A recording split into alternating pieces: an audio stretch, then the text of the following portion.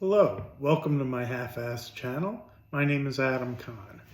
I'm going to talk about some interesting things today that I've seen with the currencies, but again, I'm going to start out with my typical disclosure. I'm not a financial planner, not a lawyer, I'm not an accountant. Please use any information I provide just as entertainment purposes only. Thank you. So, I've been thinking about, I know I've mentioned that my favorite trade so far this year is being short the dollar. It's easy to say today because with the CPI number, it's had some follow through, and with unemployment, we've had nice moves. We've seen the euro actually, it's up above 108 as I look at my screen, even testing 109. I'd like to see it get 110, 112, and then continue from there. I know I mentioned I think I did, the Varney indicator and Chanel and things of that nature. But as I've been watching videos of people, expats and people moving out of the country, with the videos that they're doing about the cost of living in other countries, the thing that I don't think that they take into account is the currency risk. So I love to fantasize and I love travel. I got bit by the bug last year. We did a wonderful vacation. I'm looking to do one again this summer.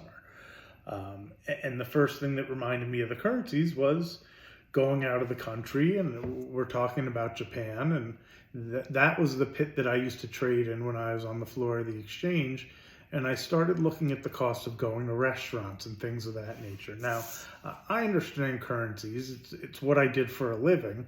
I knew that it was already low when it was running into the 70s, and it was just below there when we started looking into the trip.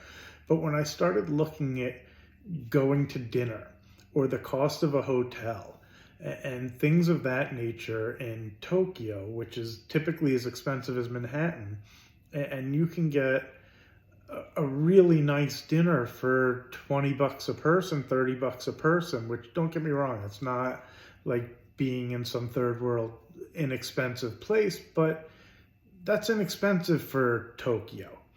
And then when you go to the other places, even less expensive, I started connecting the dots of, my God, by the summer, I have a feeling it's not going to be so cheap.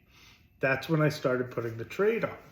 Now, when I watch these videos of everybody who's moved, and what I'm beginning to recognize is when they do their budgets, and they're pretty good about paying attention to, I have this much coming in a month, and I can afford this, and the cost of living somewhere is reasonable, but if the currency then reverses, which I know I said if, but I really feel like when you've accounted for your monthly budget and really nothing's changed in that country, but the currency starts to change, your 4,000 Malaysian ringgit or 4,500 per thousand today, if it's only 3,000, 2,800, 2,500, 2,000 in 3, 4, 5 years, with a little bit of inflation in that country, you're going to be clobbered in a way you just don't see coming.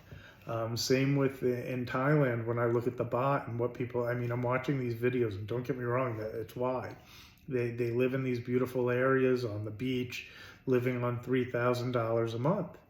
Well, bump up a little bit of inflation because so many of the Americans are flocking to these places, because when I watch the video, or Europeans, I'm amazed that half of the people walking in the street look like Europeans. It doesn't look like a lot of locals.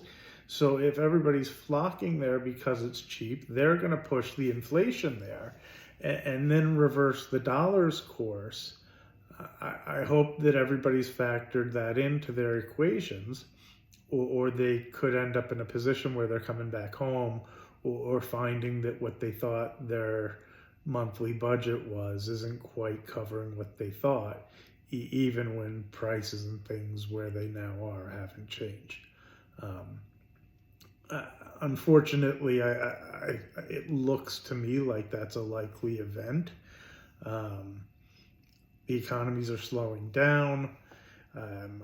I tend to agree with the markets where they're fighting the Fed.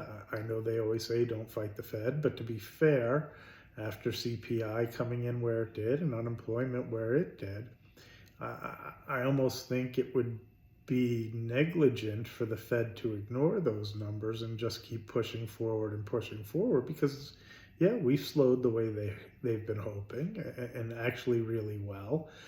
And if we continue, inflation should be in check. And if anything, maybe we even see it revert a little bit.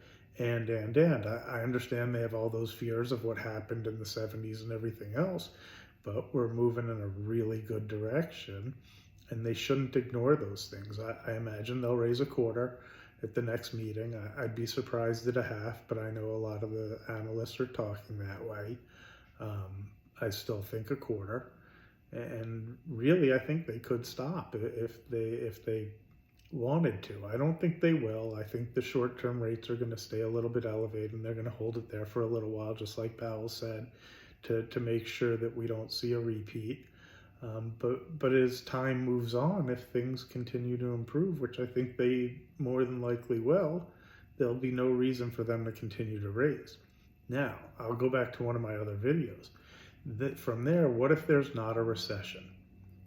What if the companies like Amazon or Google or Meta, formerly a Facebook, or some of these others, even the good dividend ones, continue to chug along and show some decent profits and everything else? I think you might be pretty shocked how they do this year. Now, you stay in long term either way. I could care less if, well, I do care, but I could care less if Amazon drops to $60 a share or goes to $200. I don't plan to do anything with the stock. I like the company. It's how I feel about the 15 or 20 stocks that I own. I'm happy to share them with anybody if they like. I tend to try to pick the companies I think are the best ones and put a big percentage in and not look again. And we'll go over that again. Again, you need to know the goals of your money and everything else. So just some information today on the currencies and some things I was thinking about today. I hope you like my information. I hope you like the channel. Feel free to subscribe or like. If you don't, you don't. I think I have maybe 2 views most of the time. So to the 2 people watching, how you doing? I hope you enjoyed it today. Bye-bye now.